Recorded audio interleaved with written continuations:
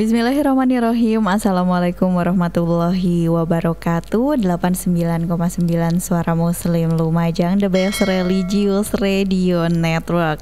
Gimana kabarnya mitra muslim? Saya doakan semoga semuanya dalam keadaan sehat walafiat, tidak ada yang sakit. Kalaupun sakit juga semoga cepat sembuh ya, karena memang cuaca di Lumajang ini bisa dikatakan tergolong cuaca ekstrim gitu. Kadang panas, kadang hujan, dan hujannya ini juga bisa dibilang tidak slow gitu, deres banget gitu. Tapi banyak sekali hikmah yang bisa kita dapat di hujan juga ya, karena itu adalah salah satu waktu mustajab ketika kita berdoa bersungguh-sungguh meminta gitu kepada Allah di saat hujan turun gitu mitra muslim. Jadi jangan menganggap hanya hujan kita nggak bisa kemana-mana, hujan riweh pakai mantel gitu, hujan nanti bakal banjir. Jangan dilihat dari sisi negatifnya saja, tapi juga banyak sekali sisi-sisi positifnya seperti itu mitra muslim. Nah, untuk di kawasan kota Lumajang Kota ya, kecamatan Kota, di sini sudah mulai rintik-rintik. Bagaimana di cuaca di daerah Anda mitra muslim? Ada yang di Pasru Jambe ya mitra muslim, ada yang di kawasan Bondoyudo itu sudah masuk kecamatan mana tuh, Sukodono gitu. Terus ada juga yang di Gucialit mungkin. Bagaimana kondisi di sana? Semoga baik-baik saja ya. Semoga hujannya membawa berkah.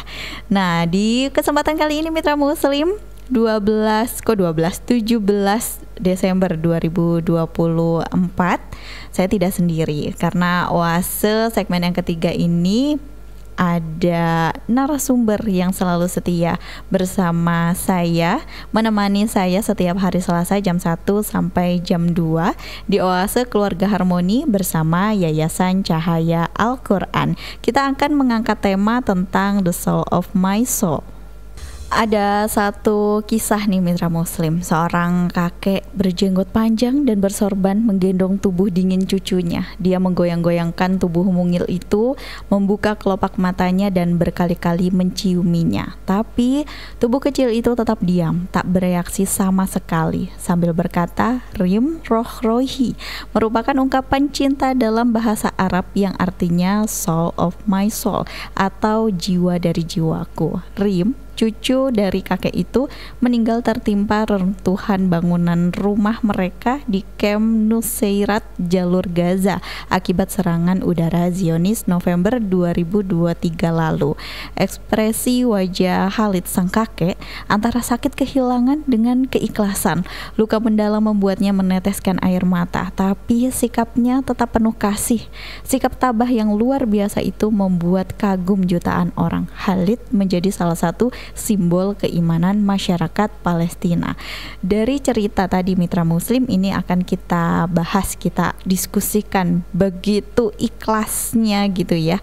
Sebenarnya juga ini bisa kita terapkan juga gitu ketika mungkin kita sedang sedih, kita sedang kehilangan sesuatu, apalagi orang-orang yang terkasih. Mungkin kita bisa mengambil contoh dari itu. Baik, langsung saja saya sapa narasumber yang sudah hadir di studio Suara Muslim Lumajang. Assalamualaikum. Waalaikumsalam warahmatullahi wabarakatuh. Sehat Bu Dokter dan juga Ustadz Suharyo? Alhamdulillah sehat. Alhamdulillah. Beliau ini luar biasa ya. Atau biasa di luar ya. Kayaknya biasa di luar karena banyak banget kegiatan beliau nih. Termasuk hari ini juga kan di luar rumah ya. Iya. Meskipun ini ada di dalam studio, tapi beliaunya ini keluar rumah untuk sharing gitu ya, untuk membuka pikiran-pikiran kita menjadi lebih positif lagi. Masya Allah. Mungkin langsung dibuka sama oleh Dokter Alian ya, dengan tema The Soul of My Soul. Seperti apa nih Bu Dokter? Iya, sebelumnya terkait hujan tadi ya, iya. Menarik. Kenapa Bu, jemuran Bu? Oh, bukan ya? Apa itu namanya, biasanya kan kalau hujan kan kita baca doa Allahumma shayyiban nafi'an itu kan. Tapi sebenarnya Rasulullah SAW itu dalam kitab Sahih Bukhari itu mengajarkan doa, yaitu ini Allahumma hawalaina wala alaina. Artinya itu ya Allah turunkan hujan di sekitar kami, dan jangan turunkan untuk merusak kami. Jadi kalau hujannya gede atau apa itu bisa dialihin ke pinggir-pinggir gitu-gitu loh. Jadi kita nggak ketimpa langsung, jadi nggak ngerusak. Oh, Masya begitu. Allah. Iya, jadi ada doanya yang itu saya juga baru tahu waktu, karena kemarin umroh itu kan ada Masjid Awan itu yang di dekat di Madinah itu. Jadi kan kita Masjid Awan itu ada doanya itu, karena lama nggak turun hujan, terus diajari Nabi doa itu supaya hujannya itu penuh keberkahan. Jadi nggak cuma doa Allahumma shayyiban nafi'an. Nah, karena ini muat dalam kitab Sahih Bukhari, ada baiknya kita mengamalkan, karena kan ya Sahih Bukhari itu kan kelasnya sahih ya. Iya, jadi sudah terbukti gitu. Jadi Allahumma hawalaina wala alaina. Oh iya. Nah ini harus dicatat nih Mitra Muslim. Nanti kita kirim catatannya ya. Baik, jadi ini tadi ya, The Soul of My Soul ya. Betapa cerita yang Mbak Kiki ungkapkan di awal itu mengajarkan pada kita bahwa siapapun kita, dalam kondisi apapun kita, ternyata Allah memberikan potensi dan karunia-Nya kita untuk senantiasa bersyukur ya, dan bersabar atas yang dianugerahkan oleh Allah pada saat itu.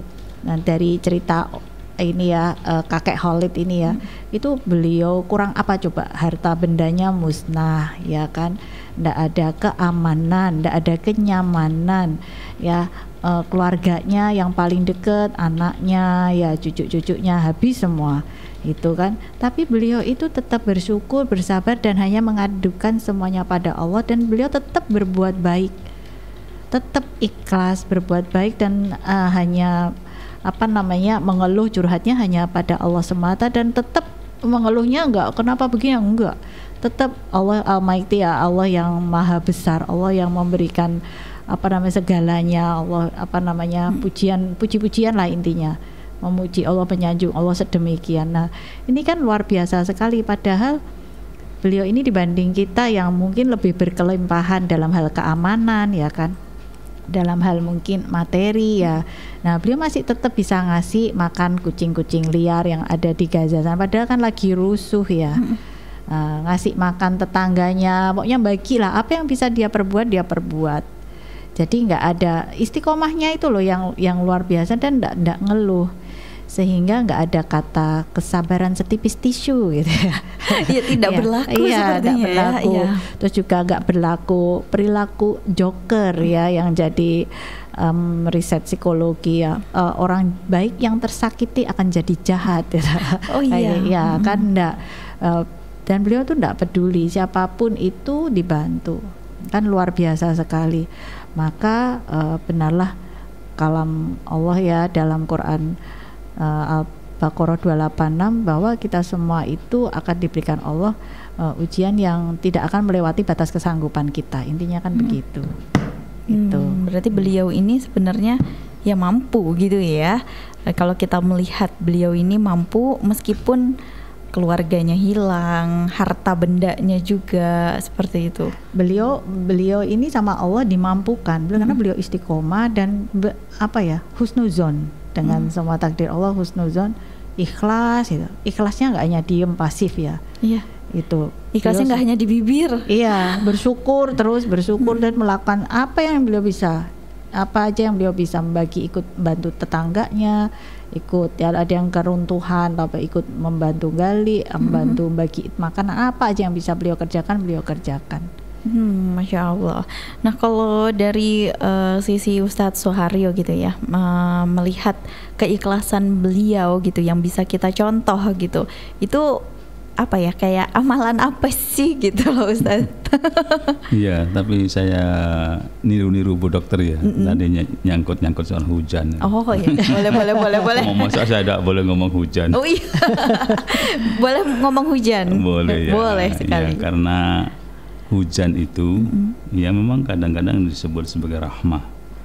Dan ada tuntunan bagi para muadzin sebenarnya, cuman ini jarang berlaku di Indonesia. Ada beberapa masjid kalau hujan deras petir menyambar-nyambar, muadzin yang adzan hayya 'alas shalah itu bisa diganti dengan shollu fi buyutikum. Sholatlah di rumahmu. Bahaya kan mungkin begitu ya. Sehingga ini mungkin kurang biasa di Indonesia ini. Tapi ada beberapa masjid yang saya tahu shollu fi buyutikum. Ya, mereka nggak usah ke masjid, sholatlah di rumahnya itu masing-masing. Ini yang terkait dengan hujan. Iya. Ya, kalau berkait dengan keikhlasan itu kan gambarannya ya. Kakek tadi itu, kakek Khalid itu sudah mencapai makom yang di atas rata-rata kelihatannya. Kalau saya tidak kuat lah seperti beliau. Di atas rata-rata itu punya pemahaman begini, orang ikhlas itu seperti orang meludah. Orang meludah itu kan tidak harus dicari di mana bekas ludah saya tadi. Saking ikhlasnya, tidak begitu ludah sudah dilupakan. Itu gambarannya seperti itu. Orang ikhlas itu sama dengan orang BAB, mohon maaf. Orang BAB itu semakin banyak yang dibuang itu semakin puas kan dia. Iya, orang ikhlas itu begitu. Sama dengan orang babaran. Orang melahirkan saking sakit itu, setelah anaknya menangis lupa seluruh rasa sakit itu. Katanya sih, yang saya laki-laki nggak tahu. Oh iya. Itu perasaan itu sudah lebur jadi satu. Orang ikhlas seperti itu. Kakek tadi juga begitu. Masa ada seorang kakek mencium cucunya yang dalam keadaan meninggal gitu ya, dengan penuh senyum. Wong Rasul sendiri itu loh, ketika cucunya meninggal kan tetes air mata. Itu berarti kan hebat dia. Ya bukan berarti lebih dari Rasul, tidak, tapi hebatnya di situ.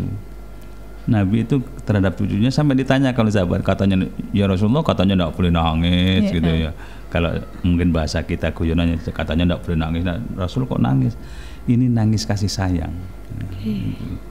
Jadi kita boleh nangis, boleh tersenyum, senyum yang benar-benar berangkat dari dalam hati yang luar biasa itu tadi.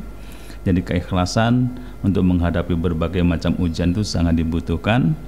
Ya benar apa yang sampaikan Bu Dokter, harus ada syukur di situ, sehingga syukur dan sabar itu seperti dua sisi mata uang yang tidak bisa dipisahkan.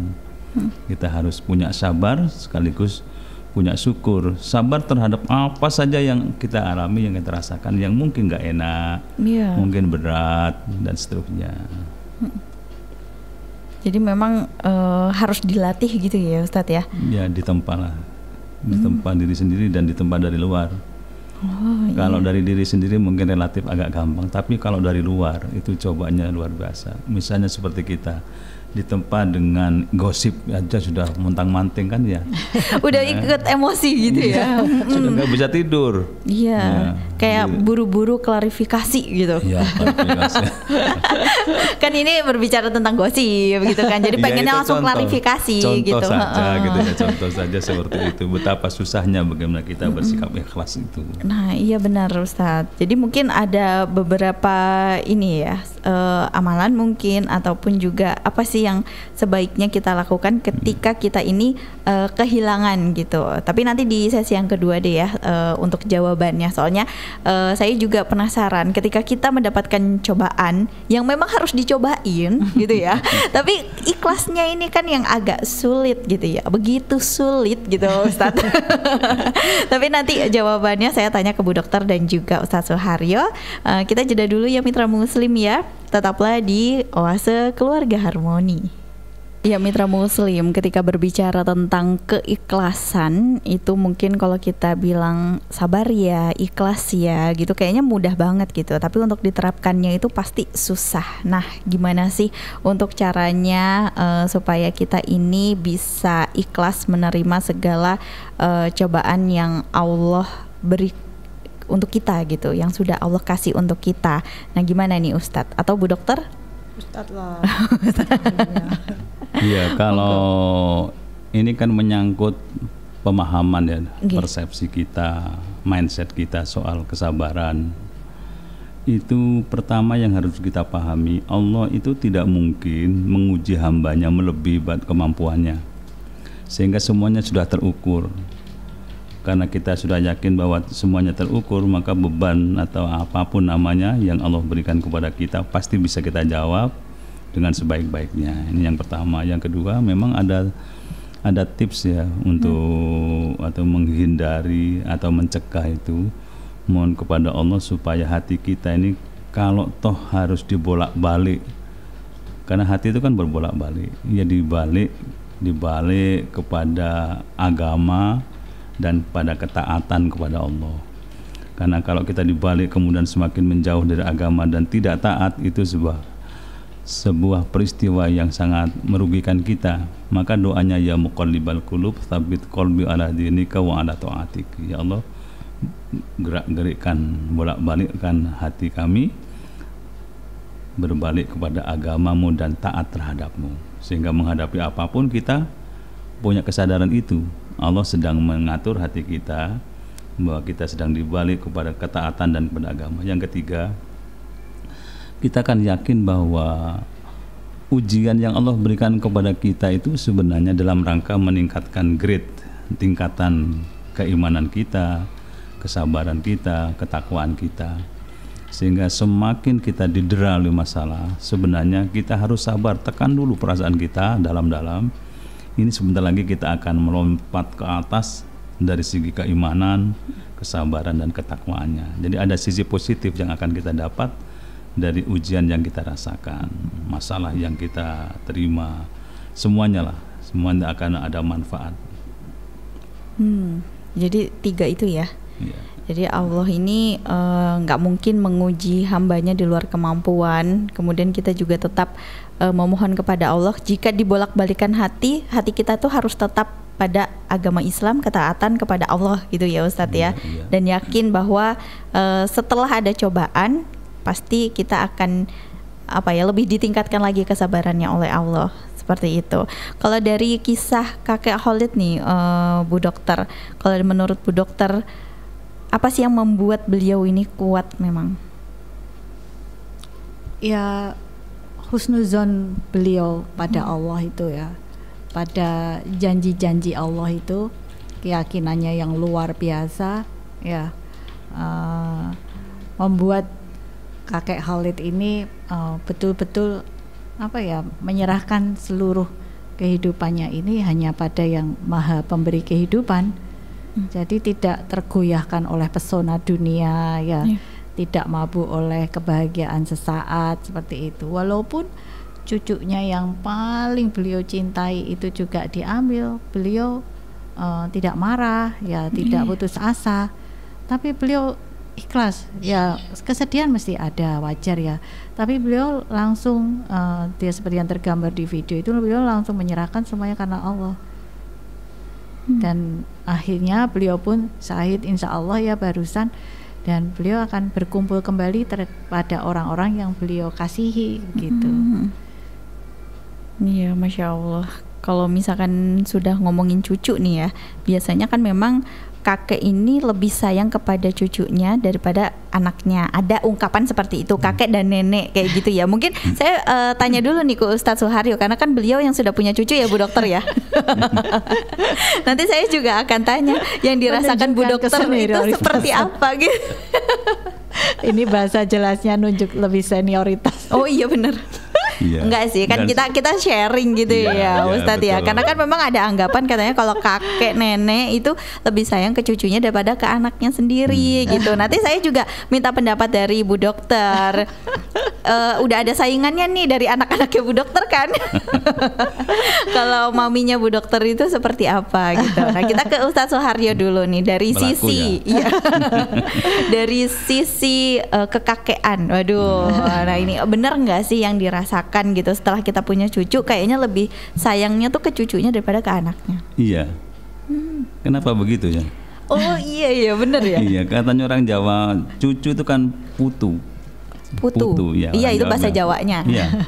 Jadi putu itu putusan, sudah nggak ada lagi di atas itu, putusan sudah terakhir. Jadi sikap orang tua, kakek terutama dan nenek kepada yang namanya cucu itu sudah putusan, sudah nggak ada lagi. Anak itu selesai. Bahkan kadang-kadang kakek itu menjadi pembela cucu berhadapan dengan orang tuanya. Oh iya. Iya kan. Kalau ada orang tuanya itu marah, kakek dan neneknya nggak terima. Jangan dimarahi terus lah anak itu, padahal marahnya cuma saat itu juga gitu ya. Iya. Tapi ada perasaan tidak rela. Sampai-sampai ada kata-kata dulu saya nggak digitukan gitu sama. Iya benar. Saya dulu dimarahi, begitu cucunya saya yang dimarahi, kok saya terus gitu. Iya. Ya dia belum merasa. Jadi anak dimarahin, Iya. terus sekarang udah punya anak tetap dianya yang dimarahin. Iya benar. Ya Allah. Iya tapi itu apa ya, naluriah gitu kali ya. Iya, Rasul sendiri juga mengakui hal itu. Jadi Nabi itu tidak marah ketika cucunya duduk di kepala, di tengkuknya ini ya. Ketika sholat dibiarkan baca sujudnya itu diperluas sampai lama. Gara-gara cucunya, kalau nanti saya akhiri sujud saya, khawatir kalau pas duduk tegak gitu cucu saya jatuh, ngeblak gitu ya. Itu pertimbangannya matang sekali, banyak sekali aspek-aspek apa keamanan, kasih sayang. Itu bisa dicari-cari, kemudian seorang kakek tidak bisa diprotes atas kasih sayangnya itu. Oh iya. Nggak tahu kalau belum punya cucu, nggak tahu saya. Nah ini jadi saingan kalau di posisinya Bu Dokter sekarang ya. Ya di posisi saya juga, karena kan saya belum punya cucu, tapi saya menghadirkan cucu untuk orang tua saya. Nah kalau dari sisinya Bu Dokter itu melihat apa ya, kalau Ustadz Suharyo kan memang benar, katanya memang lebih sayang kepada cucunya. Nah kalau dari orang tuanya Bu Dokter sendiri, kalau saya pribadi sih mengambil strategi ya. Lebih strategi ya. Iya, jadi kalau eyang nih ya, mami saya atau ibu mertua tuh gimana nih ambil celahnya, lagi kondisi hatinya lagi gimana. Nah kalau lagi terganggu, lagi jengkel atau gimana ke saya, ya saya lihat kan saya juga punya modal 2 anak saya nih. Nah mana yang saya ajuin gitu loh, mana saya ajuin dulu. Nah sebelumnya saya kontak dulu anak, bilangin yang lagi gini-gini nih, soalnya ada masa gini-gini gitu. Terus pertimbangannya gini-gini, kamu kan pinter yang ini nih, ya, tak kasih gitu. Jadi dia maju gitu, gantian nanti. Jadi untuk mengambil hati orang tua itu bisa menggunakan anak gitu. Jadi kayak main ini sepak bola ada back gitu. Iya. Tapi Ibu pernah merasakan kalau saya kan pernah ada rasa, kok yang dibela cucunya terus, saya lagi yang dimarahin gitu, sama kayak tadi ceritanya Ustadz Suharyo gitu ya, yang dimarahin kan anaknya bukan cucunya. Kalau saya dimarahin kan ya sering ya, biasa kan, cuman lucunya anak saya itu membela saya. Iya. Jadi mami saya sebel, tambah sebel. Long kali kong Bu Dokter. Iya benar. Istilahnya kata mami saya, istilah Jawanya apa ya? Itu geni, kalau nggak salah. Apa itu? Itu geni itu bicaranya mandi. Iya, ke anak saya itu, yang ini, kamu itu memang dari anak saya bayi. Iya. Itu, walaupun dia belum bisa ngomong lancar itu dia manut sama saya, mana saya tahu gitu loh. Doa-doa ya. Iya, saya dimarah-marahin mami saya, sama bayi itu geni gitu kan, karena maksudnya mami itu mau sayang tanpa syarat ke sini ini, nggak pakai aturan apa-apa. Bayi saya ini nggak mau gitu. Yang mana saya tahu gitu loh. Sampai gede gitu. Doa-doanya mandi gitu ya. Kayak di brainwash akhirnya. Brainwash. Iya, anak-anaknya udah seperti itu gitu ya. Karena kan kita melihat kakek Khalid juga sebenarnya sedih. Kayak merasa kok udah nggak bisa mencium lagi gitu kan ya, ngerasa kayak kehilangan banget gitu. Nah ternyata memang di posisi menjadi kakek itu memang seperti itu ya Ustadz ya? Iya, dalam sekali. Saya kira itu sudah nggak ada teorinya kok itu. Iya, kalau mengatur strategi itu boleh. itu Bu Dokter, itu Bu Dokter ya. Seperti sepak bola barang. Iya, tapi kalau dilihat dari itu ya memang kalau seorang kakek kayaknya cucunya minta apa dikasih gitu ya. Insya Allah begitu kalau ada. Oh iya, kayaknya diada-adain deh kalau misalkan kakek nenek itu. Pokoknya jangan sampai nangis lah. Jangan sampai nangis. Kadang kita orang tuanya biarin aja nangis gitu ya Bu Dokter ya. Iya, kakeknya yang ambil alih kekuasaan. Iya. Baik. Kalau mitra muslim nih gimana nih mitra muslim? Mungkin ada mitra muslim yang sudah memiliki cucu gitu. Apakah merasakan hal yang sama juga gitu? Ataupun juga berada di posisi seperti saya dan Bu Dokter nih ya. Kalau Bu Dokter ini kan pinter mengatur strategi gitu ya. Kalau saya kan kayak berasa terima pasrah aja dimarahin gitu. Karena mungkin bedanya Bu Dokter kan jauh dengan orang tua. Oh iya. Ya, jadi bisa ngatur-ngatur strategi. Iya, benar. Jauh semua, anak-anak juga jauh, orang tua jauh, semua serba jauh. Aman. Oh, iya. Ibu sendirian ya, sama bapak aja gitu ya. Kayak kembali ke honeymoon lagi gitu, kembali ke masa-masa dulu. Cari kerja, gitu. masa-masa kerja keras. Iya benar ya, kan duaan ya Bu ya. Kalau Ustadz Suharyo kan deket sama cucu gitu ya, jadi mungkin lebih intens sama cucu. Jadi cucu jangan sampai nangis gitu ya. Iya betul. Tapi kan kadang orang tua juga pengennya bikin nangis. Itu problemnya di situ. Iya. Tapi kalau kita ngambil jarak sedikit gitu ya, dengan persoalan itu, ya kakek itu melihat kalau ada anak nangis tuh diambil hikmahnya, daripada sakit nggak apa-apa nangis lah gitu. Itu agak ngerem sedikit. Ketika ada cucu sakit itu, perasaan itu sudah kok dia yang sakit kok bukan saya, itu ada perasaan begitu. Iya, sama seperti tema kita ya, jiwa dari jiwaku itu kayak berasa udah klik dari gitu ruhku ya. Nah iya, wah ini cucu saya sakit gitu, apalagi sampai opname, wah itu kayaknya hancur gitu ya. Iya, ya untung direkturnya teman, terus di situ ada dokter juga yang teman. Iya, jadi percaya gitu ya. Iya biasa kalau misalkan ya saya juga gitu, kalau anak saya sakit pasti yang nggak terima ataupun yang cerewet itu pasti kakek neneknya. Cepetan berobat, cepetan beli obat, cepetan ditangani, cepetan gitu. Padahal kan kitanya ya udah ditunggu dulu, kan ada reaksinya ya Bu Dokter ya, untuk pemberian obat juga ya Bu Dokter ya. Ini jadi ajang curhat ini.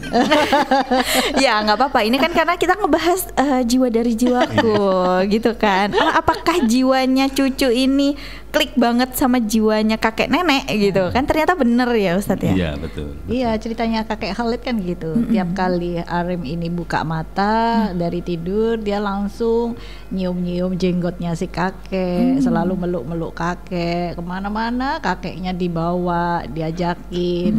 Ulang tahunnya juga kebetulan sama kan, seperti itu. Banyak hal kesamaan gitu ya. Kadang-kadang di luar dugaan, misalnya ya seperti saya non sewu ya, cucu yang perempuan itu datang dari rumahnya pagi hari ke rumah saya langsung bilang good job gitu. Pasti itu yang bikin kangen. Iya. Kemana nih si good job gitu ya kadang ya. Kalau misalkan nggak ke rumah. Ya karena saya pas TikTokan pagi gitu ya. Oh iya. Dia tidak berani masuk karena sedang ada acara. Kemudian nanti selesai good job gitu. Oh iya. Nilai kata-katanya tuh beda dengan dikatakan oleh ibunya itu. Kalau ibunya ngomong kayak opose gitu ya, kayak oh biasa aja. Tapi kalau udah cucunya wah kayak terapresiasi banget gitu. Masya Allah. Jadi kalau untuk kakek Khalid ini juga memang banyak kesamaan gitu ya Bu Dokter ya. Iya, soalnya cucunya itu sangat mengapresiasi apapun yang dikerjakan kakek Khalid ini. Masya Allah, itu chemistry-nya sama nih sama cucunya Ustadz Suharyo yang good job itu tadi ya. Pasti kalau si cucu nggak ke rumahnya Ustadz Suharyo, pasti itu kayak dicariin gitu ya, kayak kangen gitu. Atau mungkin dianya lagi sakit, wah biasanya yang mengapresiasi saya gitu ya, semangat gitu, sekarang sakit gitu, kayak ada rasa sedih gitu ya Ustadz ya. Iya, sesedih Khalid itu tadi. Sesedih Khalid, iya bener banget. Oke, kita nanti lanjutin lagi mitra muslim. Seru ya untuk kita ngebahas tentang tema kita, The Soul of My Soul, jiwa dari jiwaku. Ada nggak sih yang pernah merasakan hal yang serupa? Bisa komen di 0811 3400 899. Ya mitra muslim, kita masih di Oase Keluarga Harmoni bersama Yayasan Cahaya Al-Quran. Di sini ada titipan pertanyaan. Sama-sama sedang mengalami rasanya kehilangan seseorang yang dicintainya nih Ustadz dan juga Bu Dokter. Jadi suami saya ini baru saja meninggal karena kecelakaan, ditabrak oleh seseorang gitu. Cara ikhlasnya itu seperti apa? Karena sampai sekarang ini masih belum terima kalau suami saya itu pergi untuk selama-lamanya. Bahkan anak saya pun juga seperti tidak terima karena ayahnya ini kan yang mencari pekerjaan, yang mencari uang mungkin maksudnya seperti itu. Monggo Ustadz. Iya, melepas orang yang sudah menyatu hatinya itu prosesnya panjang. Tergantung pada ketebalan iman seseorang ya. Kalau dia satu-satunya misalnya yang bisa menghidupi keluarga, itu jauh lebih berat lagi karena tumpuan harapan keluarga ya kepada dia, kepada almarhum ya. Tapi seberat apapun, sesusah apapun kan memang itu harus diterima bahwa itu bukan kehendak manusia, tapi kehendak dari Allah. Sudah menggariskan seperti itu, sudah selesai persoalannya, tidak bisa diulang kembali. Bersedih seberat apapun, sehebat apapun, yang namanya kematian sudah berlalu, jenazah sudah ditanamkan di sana, kesedihan sudah berangsur, harus dikurangi, dan tinggal bagaimana kita bersikap supaya almarhum itu damai di sana dengan cara doa dan doa, memperbanyak doa.